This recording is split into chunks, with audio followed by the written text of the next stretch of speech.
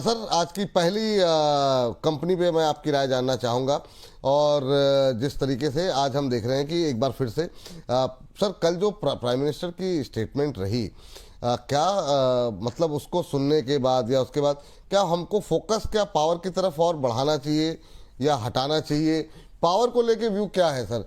Electrification पर काफ़ी जोर दिया गया और कि हमने इतना कर दिया है, इतने परसेंट जो है, और आगे जिस तरीके से वो कह रहे हैं कोविड जैसे सिचुएशन की बात अगर हो रही है तो निश्चित रूप से पावर की तरफ ही अब विकल्प क्या बचा है? गैस तो तुरंत हमारे यहाँ उत्पादन शुरू नहीं हो जाएगा इतनी तेज़ी के साथ, तो निश्चित रूप से फोकस अब हम पावर की तरफ बढ़ाएंगे अपना।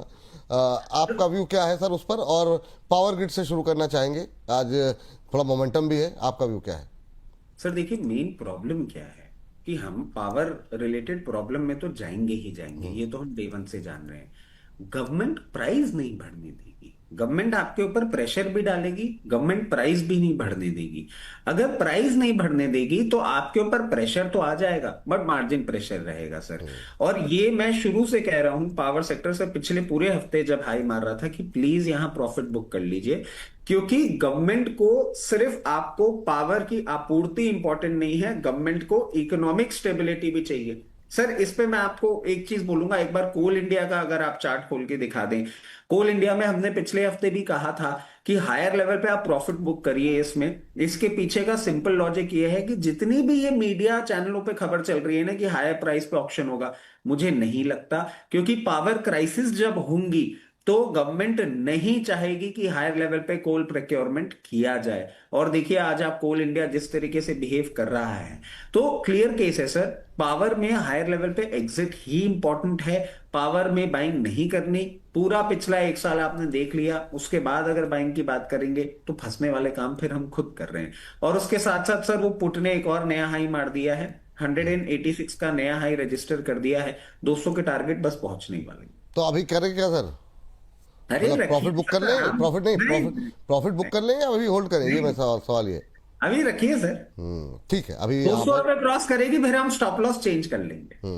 ठीक है, तो अभी होल्ड के साथ ही आप यहाँ पर जाएं, ये सलाह यहाँ पर निकल करके आई है। चलिए इस बीच जो है अगली टिप्पणी के लिए चलते हैं अंबाला मैम के पास। अंबाला मैम, आज अच्छा मोमेंटम बनता हुआ यहाँ पर दिखाई दे रहा है।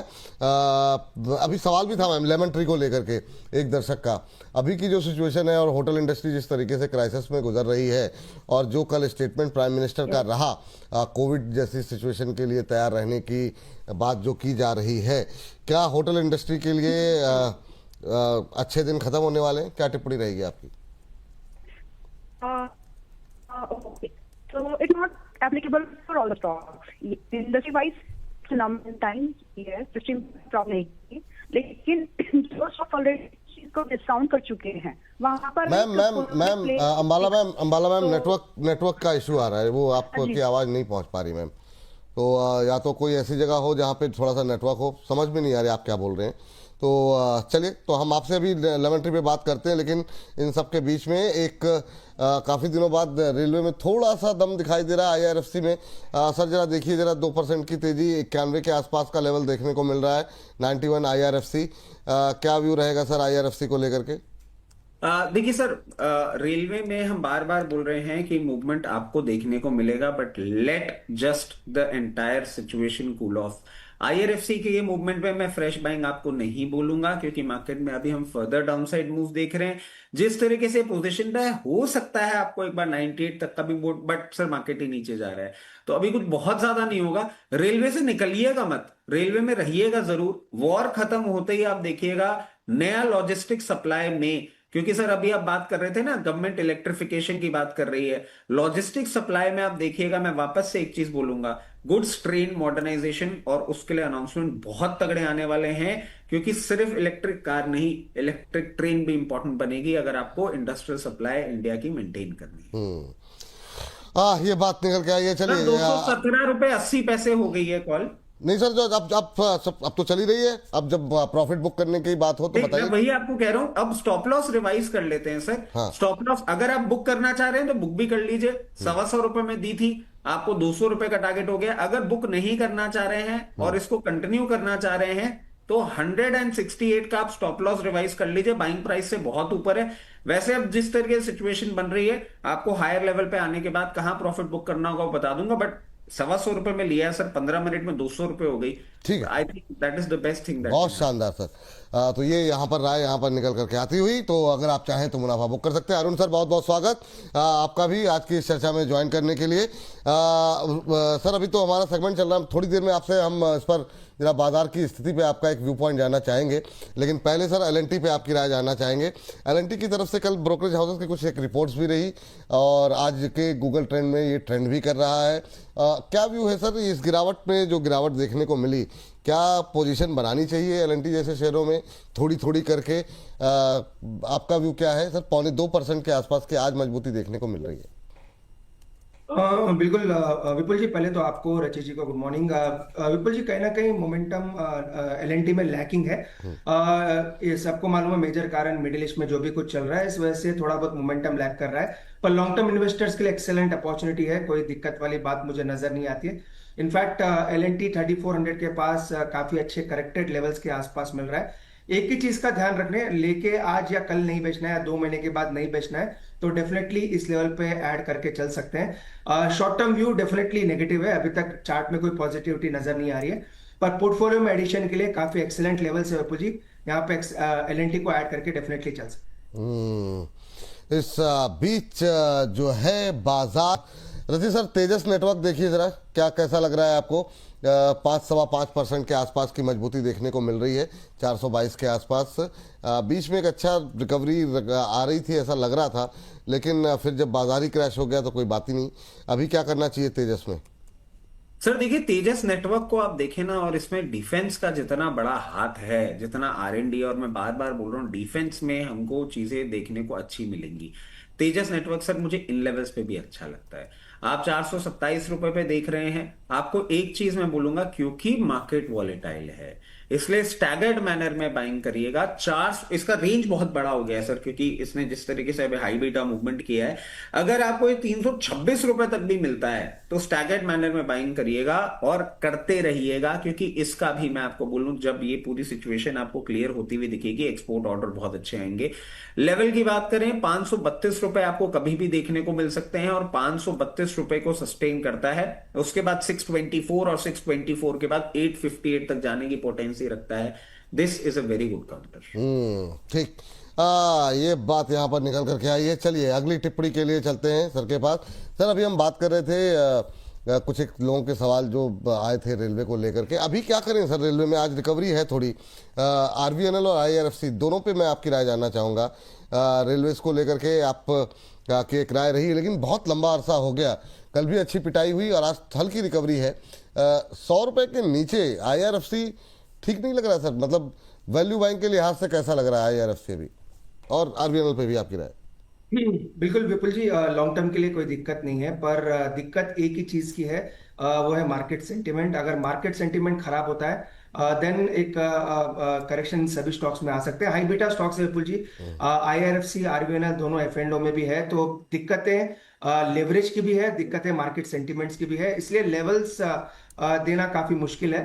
पर वैल्यूएशंस देखें तो अभी भी आप कह सकते हैं विपुल जी एट पार है, पर जब भी मार्केट के सेंटिमेंट सुधरेंगे, डिफेंस, रेलवे, इवन मुझे लग रहा है ओवरऑल बैंकिंग स्टॉक्स, ये सभी काफी अच्छा करेंगे। पर एग्जिट करने की सलाह मेरी नहीं है विपुल जी इन स्टॉक में, जिनका व्यू लॉन्ग टर्म का है। डेफिनेटली काफी पेन में है, मुझे पता है काफी लोगों की ऊपर की बाइंग भी है ओवरऑल रेलवे स्टॉक्स में, पर जिनको एक्यूमुलेशन करना है या फिर जिनकी व्यू लॉन्ग टर्म की है, उनको बने रहने की सलाह रहेगी। शॉर्ट टर्म में अभी भी पेन है, तो इसलिए शॉर्ट टर्म में इन स्टॉक्स को बाय करने की सलाह नहीं रहेगी।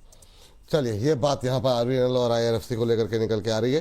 अंबाला मैम की आवाज़ एक बार फिर से सुनने की कोशिश करते हैं, अगर वहाँ पे चले, लगता है चले गई, लेकिन लगता है वहाँ पे कुछ तकनीकी दिक्कत। जी, अरुण मंत्री सर भी चले गए।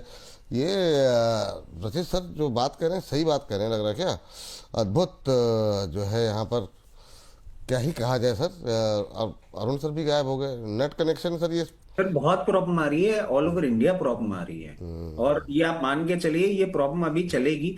अब इस पे सर, अब क्योंकि ये बात कर रहे हैं, एक और चीज मैं आपको बताता हूँ, मतलब 2 मिनट लूंगा सर, आउट ऑफ कंटेक्स्ट हो जाएगा। बता इनको दीजिए सर। रेंटल मिलते हैं सर, इनको रेंटल मिलते हैं, ग्रीस को, इनको ईरान वगैरह को रेंटल मिलते हैं। और अगर इन्होंने ये बात कह दी है ना कि ये वायर काटेंगे, मतलब कहीं ना कहीं उन रेंटल्स को तो ये खत्म करने की तैयारी कर रहे हैं।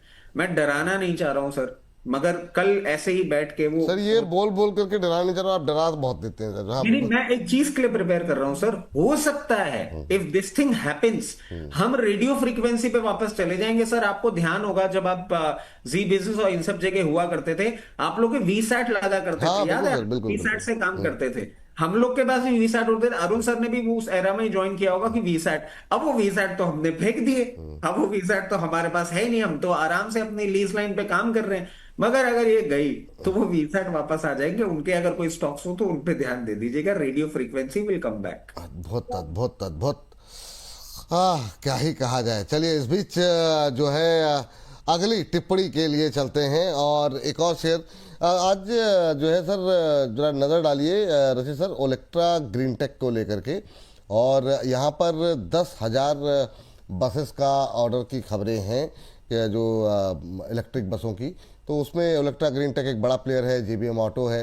तो जेबीएम ऑटो पे मैं चाहूँगा अरुण सर एक बार देख लें, और ओलेक्ट्रा ग्रीनटेक तब तक आप जरा, मैं चाहूँगा आपकी टिप्पणी सर। रशीद सर बताइए। सर अच्छा मूव कर रहा है ये स्टॉक, इसमें पोजीशन आप अपनी बना के रखिए। जहां तक स्टॉप लॉस की बात है, 1028 का स्टॉप लॉस रखिएगा, और इस मोमेंटम में आपको 1222 रुपए तक ये जाता हुआ दिख सकता है। चलिए ठीक है, कहाँ पे जाता है वो अभी करंट लेवल पे कुछ कर सकते हैं क्या, क्या फिर नीचे आ? स्टॉप लॉस के साथ करिए ना सर, हाँ ठीक है, क्योंकि वही। इनका तो ऑर्डर अभी और मिलेगा। हाँ अब तो फोकस इसी तरफ जाएगा ज़्यादा।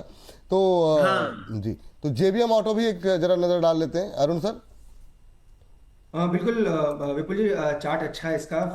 पोल एंड फ्लैग का पैटर्न बना रहा है, और 600 के आज के हाई से विपुल जी वहां से थोड़ा गिरा भी है, तो मुझे लग रहा है अच्छा लेवल्स रहेगा इसको ऐड करने के लिए। नीचे में अगर 572 74 के पास मिलता है तो एक अच्छी एंट्री विपुल जी शॉर्ट टर्म के लिए हो सकती है। 550 के नीचे स्टॉप लॉस होना चाहिए। 550 दो वजह से स्टॉप लॉस है। एक तो आज का लो उसी के आसपास है, सेकंड एक बड़े मूविंग एवरेजेस के ट्रेंड उसी के आसपास नजर आ रहे हैं। तो 550 के स्टॉप लॉस के साथ करेक्शन में स्टॉक को बाय करके चल सकते हैं। चलिए।